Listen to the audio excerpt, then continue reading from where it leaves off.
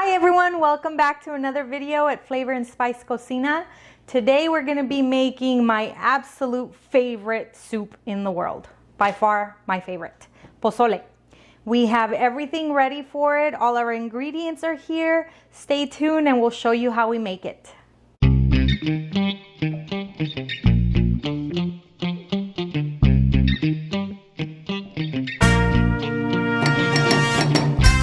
Okay, so the basic ingredients for pozole are obviously our meat. You can have either chicken or pork pozole, and you can even make vegetarian pozole. But tonight we're going to be making pork pozole, and then we have our hominy. There's many different kinds of hominy. This is one of my favorites. Anything that doesn't fall apart is great. Our radishes, onion, garlic, and cabbage, and of course our lime. And then we're gonna eat some tostadas with our pozole. Let's go ahead and get started first with the basic and most important part of this, and this is rinsing out and cutting our meat so that we can get everything started. So let's do it. Okay, so the first thing we have here is we're gonna have, this is about 3 pounds of pork leg. You can use pork shoulder too. I think pork leg is just a little juicier. It's not as dry. And then we also have about 3 pounds of espinazo or neck bone. This is all pork, about these pieces. Any meat market that you go to, any Hispanic meat market, if you're not Spanish speaker, you can just go there and say, I need the meat to make pozole, and they will help you out. They'll hook it up. We're just going to rinse this with hot water. I think the basics for pozole, your meat should be fresh, but it should also be thoroughly rinsed out. We're going to use some bay leaves and other stuff just to make sure. I don't like to smell the pork at all. I love pork, but if it's got any kind of smell to it, I'm not eating it. So we're going to just thoroughly rinse this out, cut up our pork leg into little chunks. But stay tuned and I'll show you the rest. In the meantime, we do have water boiling, so to get this going, and this is for a small family of 4. So obviously if you're making for a larger party, just duplicate or triple your meat amount as necessary. All right, so again, we're just gonna cut the pork leg into little pieces. I like to make it as lean as possible, so I will remove the fat. You guys can do it your way. If you do decide to venture and try making chicken pozole, I would suggest using a whole chicken, breast, thighs, legs, everything. Just try and see how it turns out. But anyways, we want to make this no bigger than that, so that when you're serving it, you have small pieces of meat in your plate.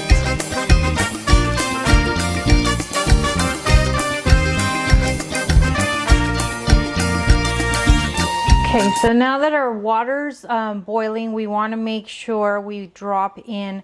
I have a whole pretty good size white onion that I removed the sides of. I peeled clean, so we're going to put that in there. And then we're also, I gently removed only the first 2 layers of this whole garlic head. I cleaned out the stem also. We're going to do a whole. And we are doing about 6-7 small bay leaves. Bay leaves, I would recommend you use on all your soups, especially anything that has meat in it. And now we want to go ahead, and this is what we want our pieces, our meat to look like. We're going to go ahead and just put it all in here. And we are going to let this cook for an hour and 20 minutes. Just so that it's super tender. Your meat is literally going to be falling off the bone.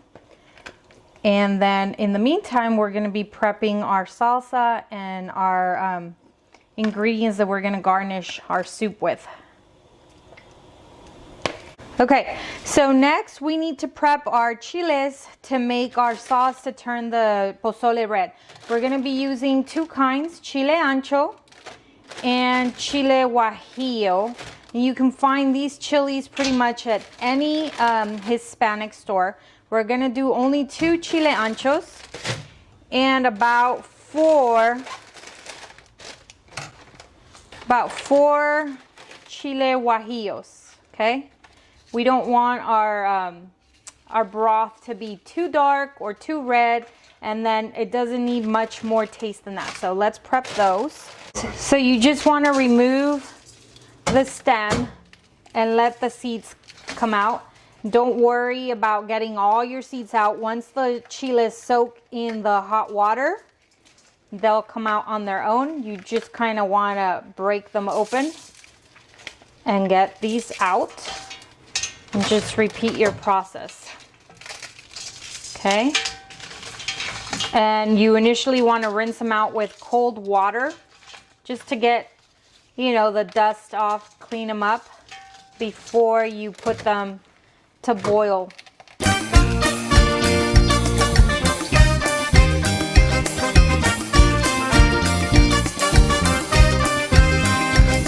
Okay, so our water is boiling. We only have about 3 cups of water boiling, maybe a little less than that. And we want to just go ahead and let our chiles soak in there. Not too long. We don't want them to get soggy. Just basically to get soft and release their own juice, their color, and that's it. So only about 3-4 minutes.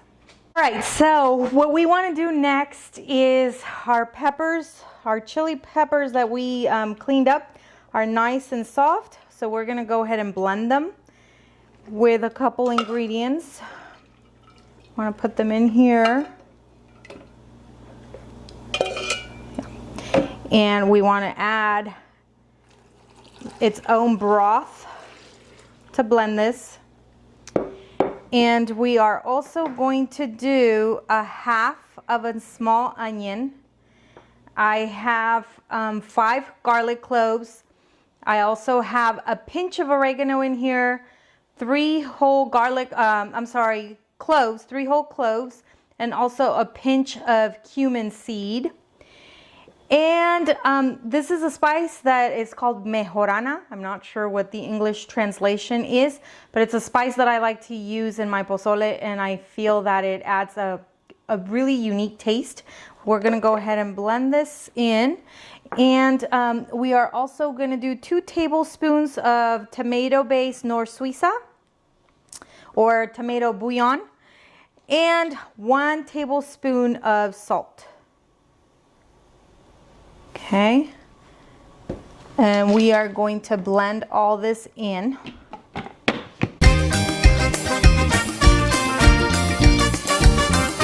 Okay, so now that we blended our sauce, we want to go ahead and use a strainer so that it catches the seeds and so that our broth is nice and smooth, no chunks of anything. So this is not a fast rushed process. You want to just kind of stir this, shake it. You can see things, and then you can also add the own broth from your meat and use it to help this go through a little faster. Okay, see.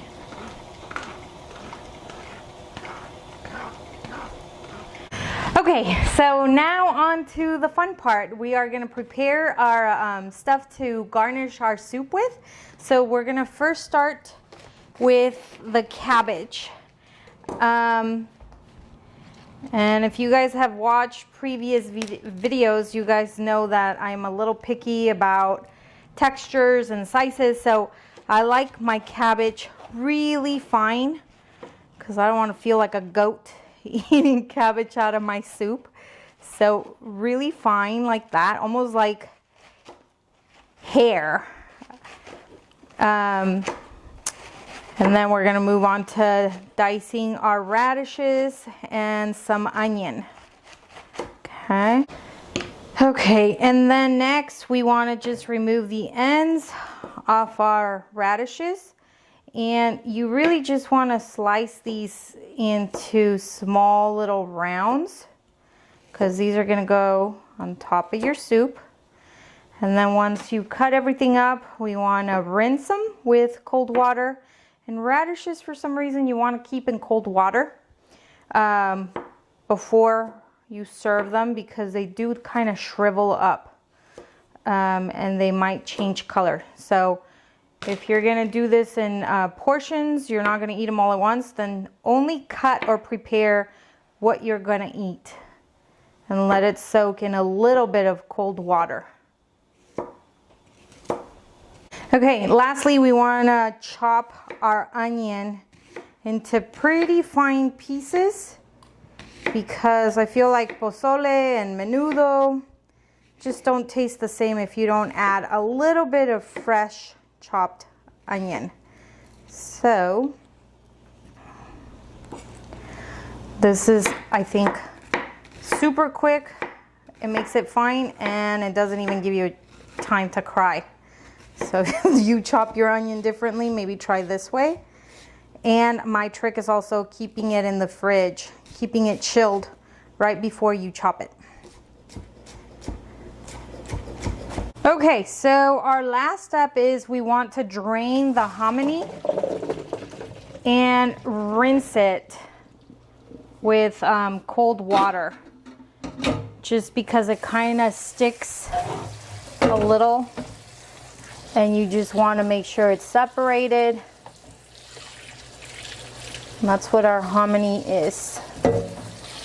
Okay, just shake it up a little bit, rinse it, get those preservatives out of there, and then we can go ahead and add it to our meat and broth. We're about 15 minutes away from our meat being fully cooked, so that's when it's a good time to go ahead and add this. We want to go ahead and remove the onion and the garlic head that we had put there originally before we put the hominy in here. Just stir, and I've already tried it and it's perfect on salt, so no need to add any extra salt. We're going to go ahead and drop our hominy in there now. Make sure you're very careful when putting in your hominy. You don't want to burn yourself. Do it spoonful at a time. Our meat did cook for about an hour and 25 minutes before we added the hominy, and we're gonna let it sit there for another 10 to 15 minutes. Okay, and again, just be very gentle. This is extremely hot. The last thing you want is to get burned.